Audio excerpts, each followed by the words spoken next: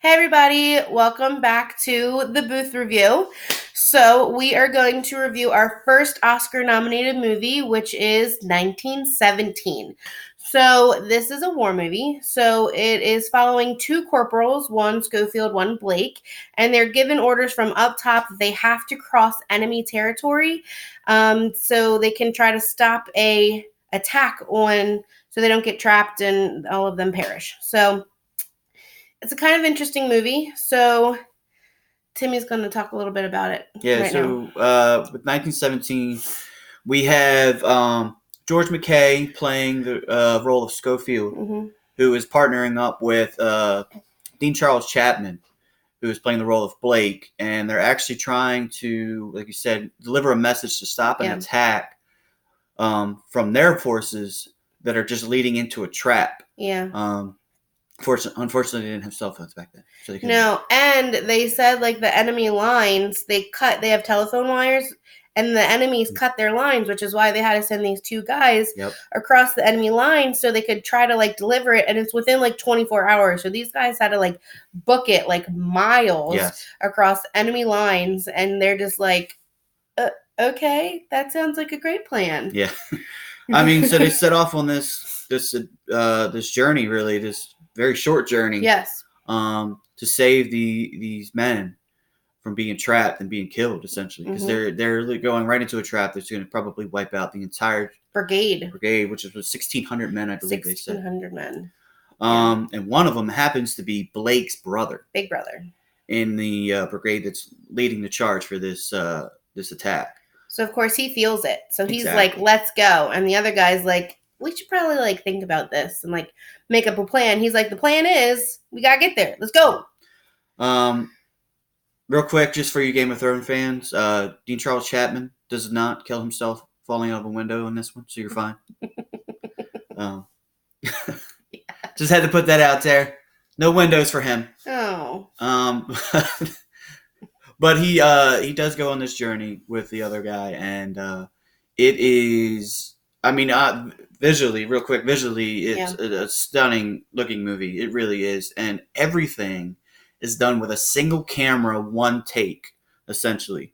So that's what he. Yeah, loves. I love that kind of stuff. So essentially, it's one camera that follows these two throughout everything. It doesn't leave them throughout the whole mission, really. Mm-hmm. It's on them. It's following them. It gets in front of them. It moves around. It goes above and around things.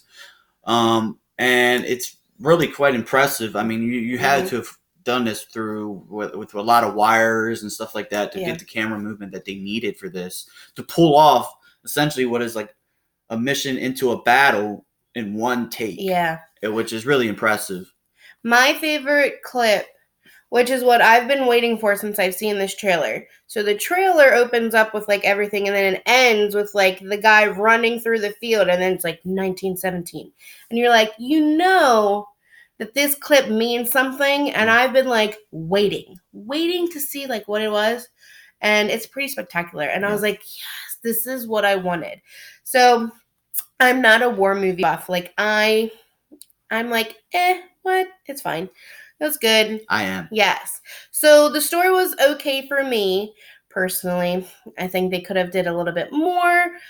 I really liked, of course, like the last act where everything's like blowing up and it's a war. So it's a lot more going on. Mm-hmm. There's not too much dialogue in this movie. It's not a lot. Of course, it's kind of like Lord of the Rings where you're just walking a lot and things are happening. That's actually a great comparison. Thank you, babe. So I need dialogue. So I'm like, all right, something's got to happen. So, of course, some things do happen, and you're just like, okay. For me, it's a little low on my list of Oscar noms, but we'll get into that a little bit later. But that scene was like, that's what I needed to not completely fall out of this movie. Yeah, I won't give the grade yet, but I'm kind of with her, actually. Yeah. As spectacular as the visuals were in this movie, and how and really the appreciation I have for all the choreography that has to go through this. I mean, they dug, a trench over a mile long, and then built all these little sets to go with it to pull off like this seamless one take thing, and it's really impressive. It's and crazy. they've had hundreds of extras to go Yeah. along with this, so everybody's got to hit their mark. Yeah. I really appreciated this movie, but I appreciate it more than I liked it, which isn't a bad thing, because like I said, it's one you want to see in the theater because it pulls everything off. It's definitely a theater movie. Yeah, exactly. You won't get it if you're. I mean, you can still watch it at home, but you got to have like the darkness and the big picture and the surround sound. Yeah, unless you have a theater room. Then the story, although it's a good story, it's simplistic. Yes. It doesn't really offer too much. Yeah. So. And it's kind of been done a little bit, I want to say, because delivering a message like that. But, I mean, you've seen in Saving Private Ryan, they're going to find somebody, a brother, really. You know, and this is sort of similar to that. They have to find this crew, this brigade to So, stop out of everything. war movies, Saving Private Ryan, that's my... You got to beat on Saving Private Ryan. Yeah. That's my movie for war movies. Timmy's movie is Dunkirk, so everything. Private Ryan's right there. Yeah, so comparing, you have to. I compare things to my favorites, so it doesn't even compare for me for Saving Private Ryan. Yeah. It's just Saving Private Ryan, of course, is just like the bar. You try not to. For me, I try not to compare them, but you find it hard to, especially when there's some similar.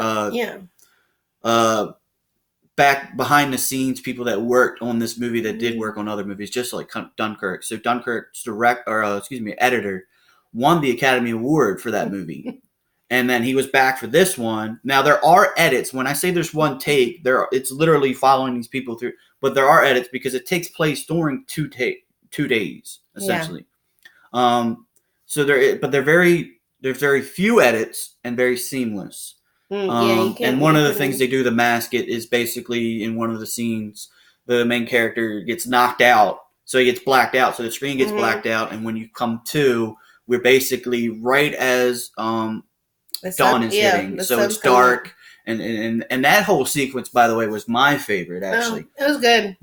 So there's a sequence where after being knocked out, he wakes up and he's traveling through enemy territory in the dark in the morning, and there's enemies around, and there's actually a small clip in the trailer if you haven't seen it of it, but the lighting, they did everything with flares and fire, and so that's how they lit it. They didn't use any spectacular like LED lights or anything like that. They lit everything with flares. That was that was pretty cool, and it played with shadows and stuff like that. So when as somebody who and people out there who appreciate that kind of thing, that's pretty would really love that sequence, I feel. And the music on that point was spot on.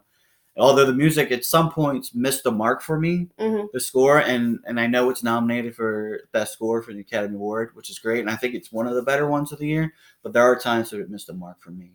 All in all, though, I mean, this is a really visually spectacular movie with actually really great acting. As much as there isn't any really dialogue, very little of it at least, but still you got to portray being fearful and being brave at the same time, because there's literally 2 of them going into enemy territory, and it's not a fun deal. And there's some big names in here too, like names that I didn't know, and some cameos. When they turn around, you're like, what? Yeah, we won't give away who they are, but a lot of people you will recognize. Yeah. And very famous people, mostly British actors, but you'll know who most of them are. I mean, several of them won awards. Several of them are in big blockbuster movies here in America. So you'll know these guys. Yep. Ready to give our... I think so. What do you think? Well, we discussed this. So I'm giving it... I think I gave it a C. Again, not too much of a war. If you can see it, I mean, it is Oscar nominated. For me personally, I don't think you're missing too much, but that's just my opinion. Yeah, I mean, I'm just slightly above you.